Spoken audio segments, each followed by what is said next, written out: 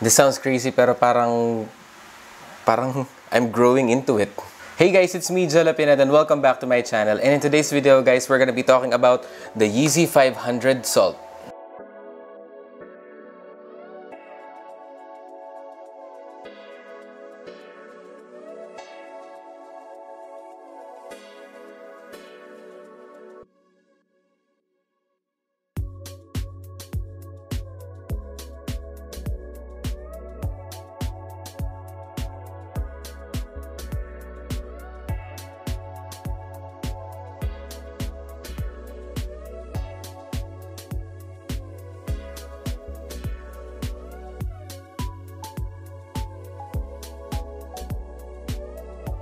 Thank you so much for clicking on this video today, guys, and I do hope you are having a wonderful day.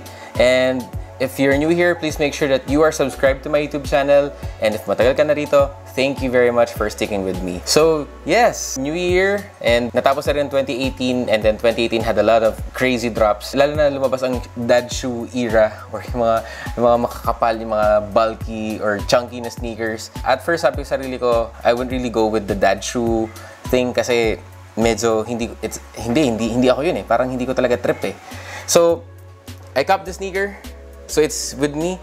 This was released November 30th of this year, if I'm not mistaken. Maraming questions in regards to this sneaker and bakit namatay ang hype sa sneakers na to. And at the same time, bakit wala na masyadong bumibili or meron pa rin naman mga bumibili. Unlike the entire Yeezy line, 'di ba? Isa to sa mga mabilis mag-drop or mabilis na mawala ang hype or ang resell.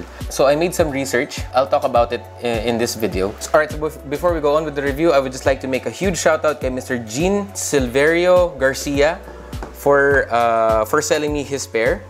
I got it for SRP, like SRP lang talaga. And ang condition nito was VNDS, like once lang niya ginamit. Halata naman eh, yung sa dumi dito sa baba nung nakuha ko siya. As in, sobrang konti lang talaga, parang 2-3 oras lang ginamit tapos tinanggal na.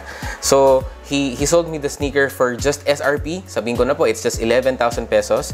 And alam mo, for me, even if hindi na siya hype or hindi siya ganun ka-hype, unlike yung ibang mga, for example, yung 350s, yung 700s. This is the first time na susubok ako ng dad shoe. Parang okay nga siya eh. Although weird, mukha siyang mukha siyang insekto eh. Isang embarkado nga, sabi niya, mukha naman ipis yung sapatos mo. So anyways, very weird, very chunky, pero it's very comfortable. And let's go through the details right now. The box is your standard Yeezy box na cardboard box, and it says 500. Kung napapansin nyo sa box, wala nakasulat na boost, is simply because this sneaker does not have boost. The size tag is a 10.5, and then it's 11,000 SRP. The upper has different materials. First, on the toe box, you have this buttery type of suede. In fairness sa kanya, premium material ang ginamit dito. Also has a lot of suede panels dito sa laces. It also has some leather panels as well dito sa tongue, and as well as mesh all over. So may makita kang panel ng mesh dito. May makikita kang panel ng mesh dito. Even dito sa likod. Pinagpatong-patong nila. I don't know why Kanye does that, pero he has this thing for different materials. Especially, it also has this 3M hit dito sa side, sa lining na to. Going down dito sa lateral side, you will see that there's this parang leather type of material stitched dito as a mudguard. The same material as well dito sa heel counter, and at the same time dito sa medial side. Now, this medial side, also, after nung leather na to, it also has this sort of rubber mudguard, I think. Di ko alam kung anong klaseng material ang ginamit nila dito. Parang medyo rubberized ng konti na matte finish as well. Going to the midsole is this adiprene midsole. So, hindi po boost ang ginamit dito. It's adiprene. Yung style na to, na pagiging chunky niya, kamukha niya yung Kobe 3s nung nasa Adidas pa si Kobe. So, ako naman parang nakita ko, parang okay naman talaga siya eh. Especially when I got this pair on hand. And at the same time, medyo nasanay kasi tayo sa, when you say boost, sabi nila it's the most comfortable midsole at the moment. Pero sa Adidas na mako-compare mo sa boost, I think ito ang, I guess, pinakamalapit. This is not bounce, or this is not your cloud foam. Hindi siya ganun eh. Mas maganda ang response nito. Mukha nga siyang basketball sneaker if you're to ask me. I used this once already for, I think, less than an hour, and I find it very comfortable. In all fairness sa kanya, kahit hindi siya boost, I find it very comfortable. And then meron part sa kanya na okay ang responsiveness niya. Again, it's not Boost.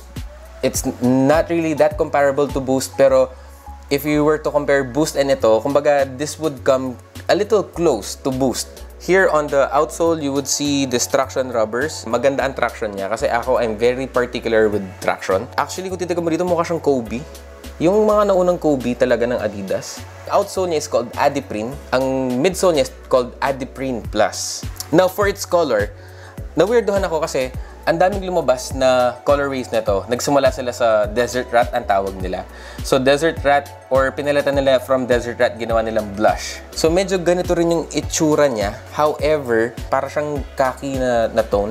Ito naman, on hand, okay, personal, mukha siyang parang greenish grayish tint. May mga ibang YouTubers sinasabi niya na parang greenish daw yung tint nito. Sabi ko, parang nag-green na parang gray nga siya. Pero when I got this on hand, sabi ko, iba pala siya. Alam mo yung parang kung paano yung blue tint na Yeezy. From the picture, mukha lang siyang white. Tapos when you got them on hand, doon mo appreciate yung kulay niya. Same as this. Nung nakita ko to, na medyo greenish tint siya ng konti, it reminded me of the blue tint. Yun nga lang, ibang shade. It also has that minimal branding. Performance logo pa ang meron dito. Also, it just has the Adiprene Plus logo dito sa lateral side ng midsole.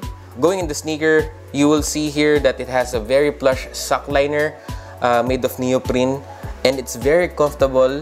It has good ankle support. Going inside the sneaker, you will see an insole. Now, the insole says Ortholite, and it has the Adidas branding, a Yeezy branding, and it says Ortholite. And then when you flip it over, yan, meron akong makikita pang pads dyan. Merong yellow, red, and then it's mostly in green. Balikan ko lang dito, meron siyang panel dito na parang number 8 or parang medyo number 8 yung itsura niya. It also has a front pull tab dito sa tongue, and then the laces is parang yung hindi siya flat laces. I don't know what they're called. Everything is in mostly one color, and yun yung salt na tinatawag nilang na colorway. And then sizing for this one, I got a 10.5.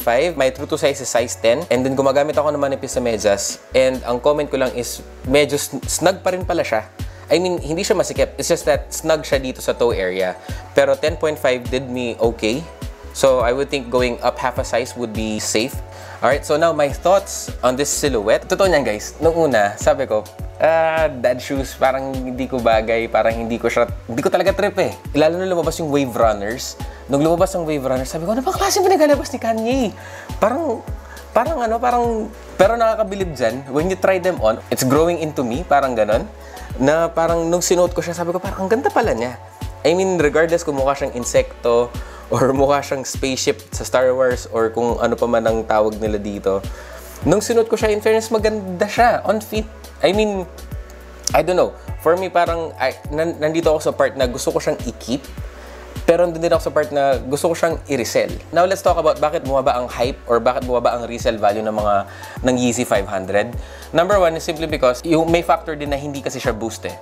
Siguro malaking factor din yung na-turn off yung mga consumers is simply because ang alam nila Yeezy, although this is the second Yeezy to drop na walang boost versus the Yeezy Calabasas, hindi rin siya ganun nag-click. Pero ibig sabihin, alam mo yun, hindi kasi siya boost. Ito naman nung lumabas to, it had the Adiprene technology. Pero then again, people are still looking for boost. Siguro totoo pa rin sinasabi nila, boost is not dead and boost is still life. Ang naging problem kasi is because they released one colorway after the other na medyo magkakalapit, medyo magkakamuka, medyo pare-pare silang earth tone. Siguro kung naglagay siya ng medyo ibang kulay ng panels, siguro mas magiging hit to even if hindi siya boost. And at the same time, siguro yung mga panels na dito sa lacing system niya, kung di siya naging bilog, that made it na parang mata ng or something, I think mas magiging okay siya. Pero overall, this is not a pretty bad sneaker. I think I'm growing into the dad shoe phase. I don't know.